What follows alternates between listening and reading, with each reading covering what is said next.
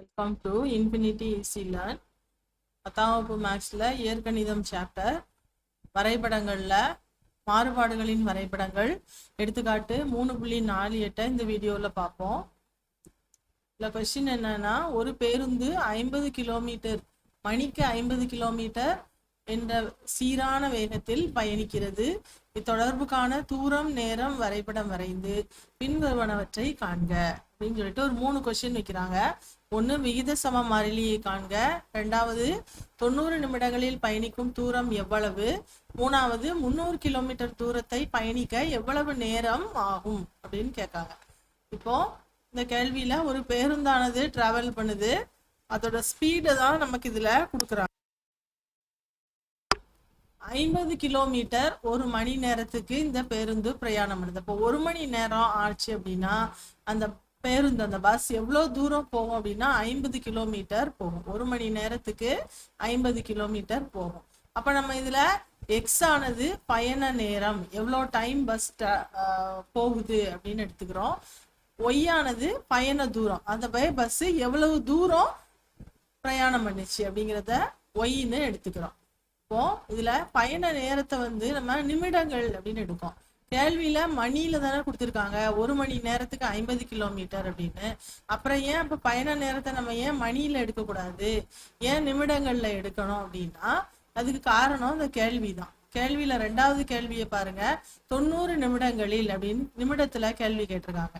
அதனால நம்ம எக்ஸ நிமிடங்கள்ல எடுத்தா இந்த கணக்கை செய்யறதுக்கு ஈஸியா இருக்கும். எக்ஸ் ஈக்குவல் டு 90 எனில் அப்படின்னு போட்டு நமக்கு கணக்கு போட ஈஸியா இருக்கும். அதே மாதிரி ஒரு மணி நேரம் அப்படின்னு எடுத்துக்கிட்டோம் அப்படின்னா 60 நிமிடங்கள். இப்ப 2 மணி நேரம் அப்படின்னா 2 60, 60 × 2 எவ்வளவு, 120. அப்ப 2 மணி நேரத்தை நம்ம 120 நிமிடங்கள் அப்படின்னு எடுத்துக்கலாம். இப்போ 3 மணி நேரம் அப்படின்னா 3 × 60, 180 நிமிடங்கள். 4 மணி நேரம் அப்படின்னா 4 × 60, 240 நிமிடங்கள். இதை 1 மணி நேரம், 2 மணி நேரம், 3 மணி நேரம், 4 மணி நேரம் இப்படி எடுக்கிறதுக்கு பதிலாக தான் நம்ம என்ன எடுத்திருக்கோம், 60 நிமிடம், 120 நிமிடம், 180 நிமிடம், 240 நிமிடம் எடுத்திருக்கோம். அப்போ 1 மணி நேரத்துல அந்த பேருந்து எவ்வளவு தூரம் பிரயாணம் பண்ணுது, 50 கிலோமீட்டர். அதாவது 1 மணி நேரங்கிறது 60 நிமிஷம், 60 நிமிடத்துல 50 கிலோமீட்டர். அப்ப 2 மணி நேரத்துல 120 நிமிஷங்கள்ல அத மாதிரி 2 மடங்கு பிரயாணம் பண்ணுது. 1 மணி நேரத்துக்கு 50, 2 மணி நேரத்துக்கு 100, 3 மணி நேரத்துக்கு 150, 4 மணி நேரத்துக்கு 200 கிலோமீட்டர் தொலைவு பஸ் பிரயாணம் பண்ணுது. இப்ப எக்ஸ் ஒய் மதிப்புகள் வச்சு நம்ம இது என்ன மாதிரியான மாறுபாடு அப்படிங்கிறத கண்டுபிடிக்க போறோம். எக்ஸ் என்ன நடக்குது, ஒய்க்கு என்ன நடக்குதுங்கிறத பார்ப்போம். எக்ஸ்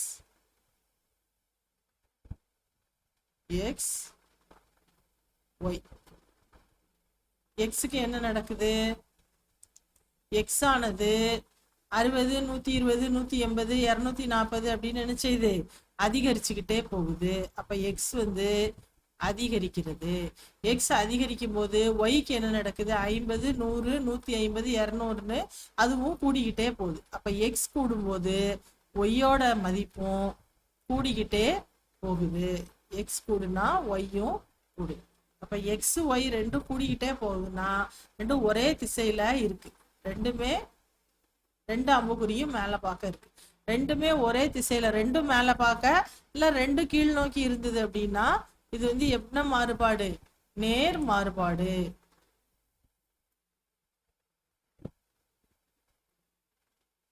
இது ஒரு நேர் மாறுபாடு ஆகும்.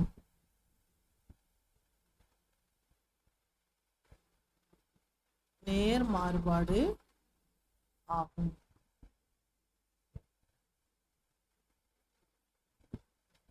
நேர் மாறுபாடு ஆகும்.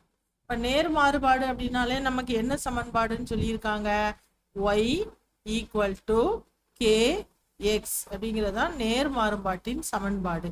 இங்க இந்த கேங்கிறது யாரு அப்படின்னா இந்த கே தான் விகித சம மாறிலி. நம்மளுடைய 1வது கேள்வியில கேட்டிருக்காங்கல்ல, விகித சம மாறிலியை காண்கன்னு. அந்த விகித சம மாறிலி யாரு அப்படின்னா இந்த கே தான்.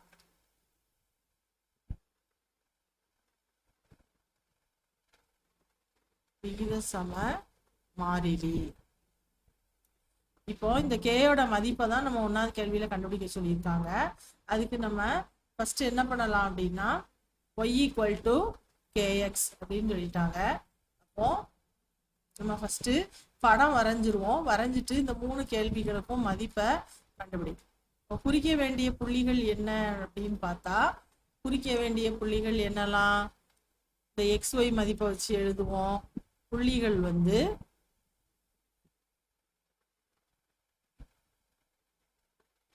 குறிக்க வேண்டிய புள்ளிகள் நமக்கு இருக்கு. இப்போ நம்ம கிராஃப் வரைய போறோம். கிராஃப் வரைகிறதுக்கு எக்ஸ் அச்சு ஒய் அச்சுலாம் போட்டிருக்கோம்.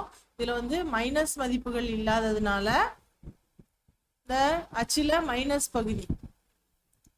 பகுதி வந்து நம்ம வரைய தேவையில்லை. இங்கேயும் மைனஸ் பகுதி வரைய தேவையில்லை. பிளஸ் பகுதியும் இருந்தா போதும். இப்போ இது எக்ஸ், இது ஒய், இங்க கீழே ஒய் டேஷ், ஒய்க்கு நேராக கீழே ஒய் டேஷும் எக்ஸ் உடைய மறுமுனை வந்து எக்ஸ் டேஷ் அப்படின்னும் இருக்கும். இப்போ நம்ம இங்க அச்சுல அளவு எடுத்து குறிக்கணும். அதுக்கப்புறம் அளவு திட்டம் என்ன அப்படிங்கிறத பார்க்கணும். அளவு திட்டத்தை முடிவு பண்ணாதான் நம்ம குறிக்க முடியும். அளவு திட்டம் எடுக்கும்போது நம்ம அட்டவணையில இருக்க நம்பர்ஸை பொறுத்து தான் எடுப்போம். அட்டவணையில என்ன நம்பர் இருக்கு, எக்ஸுக்கு 60, 120, 180, 240 இருக்கு. அப்ப நம்ம 1, 2, 3 எடுத்தா குறிக்க முடியுமா? முடியாது. 10, 20 எடுத்தா கூட 240 வரைக்கும் எழுதுறது கஷ்டம். அதனால என்ன பண்ணலாம், இது நிமிடங்களா இருக்கிறதுனால இது எல்லாமே அரை மணி நேரம் 1 மணி நேரம் அப்படி எடுக்கலாம் இல்லையா. 30 நிமிடம், 60 நிமிடம், 120, 90 நிமிடம், 120 நிமிடம். ஏன்னா நமக்கு இங்க 90 இருக்கு. அப்போ 30 எடுத்தா இது ஈஸியா இருக்கும்.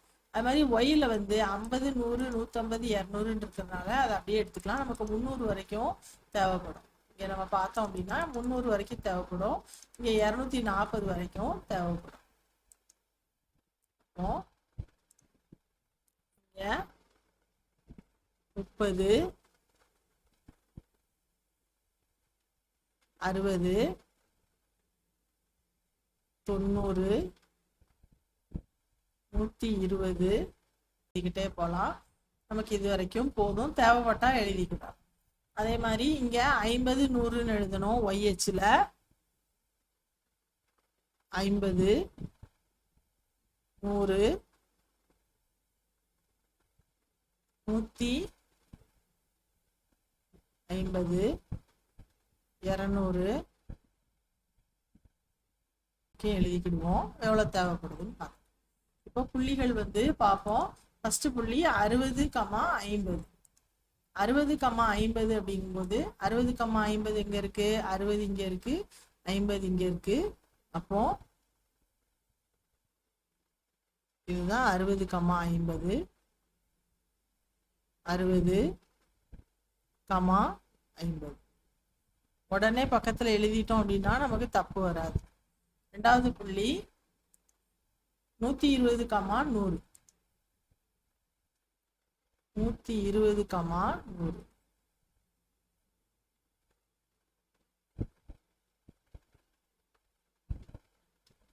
பக்கத்துல புள்ளிய குறிச்சிடணும். 120, 100. மூணாவது 180, 150. 180, 150.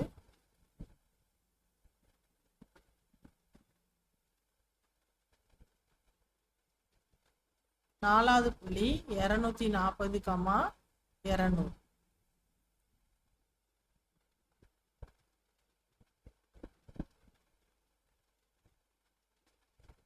240,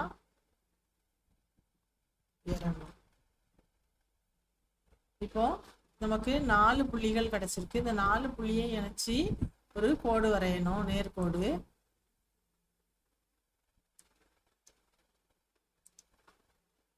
எடுத்து இந்த 4 புள்ளிகளை இணைக்கணும். இந்த நேர்பாறுபாடு கணக்குகள் எல்லாமே 0 வழியா தான் போகும். இதுல நம்ம 0வை வந்து குறிச்சிருக்கணும். வந்து 0வை குறிச்சிருக்கணும். 0 வழியா தான் போகும்.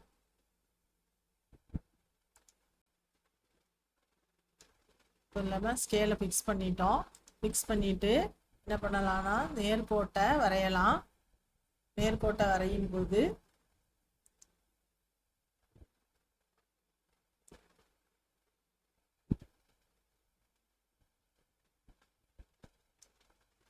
கோடை வரைஞ்சாச்சு. இப்போ கோடை வரைஞ்சோன்னா ஸ்கேல் எடுத்துட்டு நம்ம என்ன பண்ண போறோம், முனையில அம்புக்குறி போட்டுறணும். அம்புக்குறி போட்டுட்டு இப்போ என்ன பண்ணலாம், கணக்கை வந்து நம்ம தொடர்ந்து செய்யலாம். அப்படி செய்யும்போது அடுத்த கேள்வி என்ன அப்படிங்கிறத பார்க்கணும். கேள்வி வந்து ஃபர்ஸ்ட் விகித சம மாறிலியை காண்க. விகித சம மாறிலின்னா அந்த கேயோட மதிப்பு எவ்வளவு அப்படிங்கிறத நம்ம கண்டுபிடிக்கணும். அப்ப அதுக்கு நம்ம இந்த ஒய் ஈக்குவல் டு கேஎக்ஸ் இருக்கு இல்லையா, அதுல இருந்து நம்ம கே ஈக்குவல் டு அப்படின்னு இந்த சமன்பாட்டை நம்ம மாத்தி எழுதணும். ஒய் ஈக்குவல் டு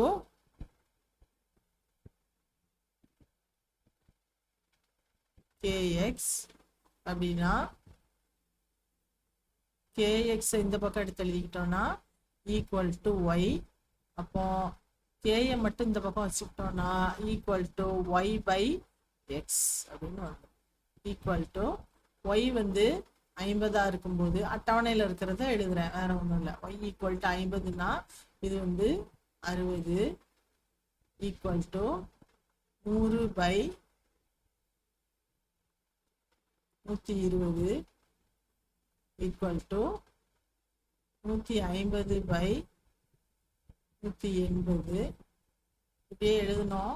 இப்போ இதில் என்ன நடக்குன்னு பார்ப்போம். இதில் 5/6 2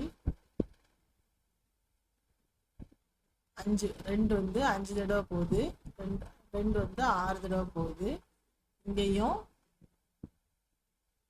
3 வந்து 5 தடவை போகுது, 3 வந்து 6 தடவை போகுது. இப்போ இது எல்லாத்துலேயுமே பார்த்தீங்கன்னா உங்களுக்கு 5/6 அப்படிங்கிறது தான் ஆன்சராக இருக்கு. ஸோ இது ஈக்குவல் டு 5/6 அப்படின்னா therefore k ஈக்குவல் டு 5/6. ஒன்றாவது கேள்விக்கு நம்ம ஆன்சர் கண்டுபிடிச்சாச்சு. k equal to 5/6. இதுல இருந்து இந்த சமன்பாடு எப்படி மாறிடும், y ஈக்குவல் டு kxங்கிறது y equal to 5/6 X. 5/6 X. இப்போ ஒரு விஷயம் நமக்கு தெரிஞ்சிருக்கா, இதை எங்க கொண்டு போய் எழுதிடலாம், இங்க எழுதலாம். இந்த கோடு யாருங்கிறது நமக்கு இப்ப தெரிஞ்சு போச்சு. இந்த கோட்டோட அட்ரஸ் என்ன அப்படின்னா y ஈக்குவல் டு 5/6 எக்ஸ் அப்படிங்கிறது தான் அந்த கோட்டோட பேர். சரியா, இதுவும் கண்டுபிடிச்சாச்சு. நம்ம இப்போ முதல் கேள்விக்கான ஆன்சரும் கண்டுபிடிச்சாச்சு. ரெண்டாவது கேள்வி 90 நிமிடங்களில் பயணிக்கும் தூரம் எவ்வளவு. 90 நிமிடங்கள், அதாவது எக்ஸ் ஈக்குவல் டு 90 எனில், ரெண்டாவது கேள்வி எக்ஸ் ஈக்குவல் டு 90 எனில், ரெண்டாவது கேள்விக்கு ஆன்சர் கண்டுபிடிக்க போறோம். எக்ஸ் ஈக்குவல் டு 90 எனில் y ஈக்குவல் டு 5 இன்ட்டு எக்ஸுக்கு பதிலாக 90/6 ஈக்குவல் டு, இப்போ இதில் கேன்சல் பண்ணலாமா. இந்த 6 இதில் ஒரு தடவை போகுது, இந்த 9ல் ஒரு தடவை போகுது, ஒரு 6 போனால் 9ல் 3 மிச்சம், 3 அந்த 0க்கு முன்னால போடும்போது 30 ஆயிரும். அப்போ 30 அப்படிங்கும்போது 6 வந்து தடவை போகும், 5 தடவை போகும். இப்போ 5 into 15 equal to 5 into 15 equal to 75. அப்போ எக்ஸ் ஈக்குவல் டு 90 எனில் ஒய் ஈக்குவல் டு 75. அதாவது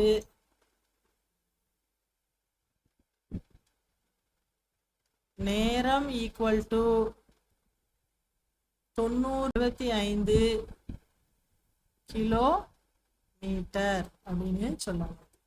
சரியா, இதை வந்து நம்ம படத்துல குறிக்கணும். எக்ஸ் 90 இருக்கும்போது ஒய் என்னவா இருக்கு, ஒய் வந்து 75. இந்த எக்ஸ் 90ங்கிறது இந்த கோட்டை எங்க தொடுதுன்னு பாருங்க, கரெக்டா இந்த இடத்துல தொடுது. இப்ப இந்த இடம் நமக்கு அடையாளம் தெரியுதா? இந்த இடம் தான் 75 இந்த இடம். அடுத்தது ரெண்டாவது என்ன கேக்குறாங்கன்னு பார்ப்போம். அடுத்த கேள்வி, 300 கிலோமீட்டர் தூரத்தை பயணிக்க ஆகும் நேரம் எவ்வளவு? இப்போ முதல்ல நேரம் கொடுத்தாங்க, இப்போ தூரம் கொடுத்துருக்காங்க. அதனால என்ன பண்ண போறோம், தூரம் எழுத போறோம். தூரம்ங்கிறது ஒய். இப்போ ஒய் ஈக்குவல் டு 300 எனில், ஒய் ஈக்குவல் டு 300 எனில் எக்ஸ் எவ்வளவு அப்படின்னு கண்டுபிடிக்க போறோம். ஒய் ஈக்குவல் டு 300 எனில், இப்போ சமன்பாடு எக்ஸ்ன்னு தான் வரும், சாரி ஒய்ன்னு தான் வரும். Y equal to 5/6 into X. அப்படின்னா என்ன செய்யலாம், இந்த சமன்பாட்டை நம்ம ஒய் இருக்க வேண்டிய இடத்துல 300 போடுவோம். 300 ஈக்குவல் டு 5/6 இன்ட்டு எக்ஸ். இப்போ இந்த 6 வந்து இங்க கொண்டு வந்து பெருக்கிடலாம். 6 வந்து எங்க கொண்டு வந்துடலாம், இங்க கொண்டு வந்தா பெருக்கெல்லாம் மாறிடும். வகுத்தல் 6 பெருக்கல் 6 மாறிடும். இப்போ 300 பெருக்கல் 6 ஈக்குவல் டு 5 பெருக்கல் எக்ஸ். 300 பெருக்கல் 6 ஈக்குவல் டு 5 பெருக்கல் எக்ஸ். இதை அப்படியே திருப்பி போட்டு எழுதுவோம், அப்போ உங்களுக்கு புரியும். எப்பவுமே தெரியாத விஷயம் இடது பக்கம் வச்சுக்கிடணும். அதனால நான் அப்படியே வலது இடம் தான் திருப்பி போடுறேன். 5 பெருக்கல் எக்ஸ் ஈக்குவல் டு 300 பெருக்கல் 6. இப்போ பார்க்க ஈஸியா, இப்போ புரியுதா? எக்ஸ் இந்த பக்கம் அப்படியே வச்சுக்கலாம். Equal to 300 into 6. உடனே பெருக்கிடக்கூடாது, எல்லாம் கேன்சல் பண்ணிட்டு பெருக்கினா ஈஸியா இருக்கும். சரியா? இப்ப இந்த 5 கேன்சல் பண்ண ஈஸியா இருக்கும். நான் முதல்ல பெருக்கியிருந்தேன்னா இது பெரிய நம்பரா மாறிடும். அந்த 4×5 5, 30ல் 6 தடவை போகுது, இது 0. அப்போ equal to 60 into 6 equal to 60 into 6 equal to 6×6 36, 0 போட்டு. அப்போ y ஈக்குவல் டு 300 எனில் x ஈக்குவல் டு எவ்வளவு வந்திருக்கு, 360.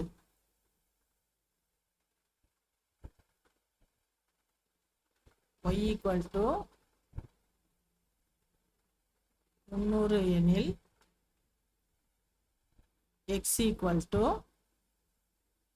360. இதை நம்ம இந்த மாதிரி ஆன்சரா எழுதி காட்டணும். அதாவது therefore தூரம் ஈக்குவல் டு 300 கிலோமீட்டர் எனில்,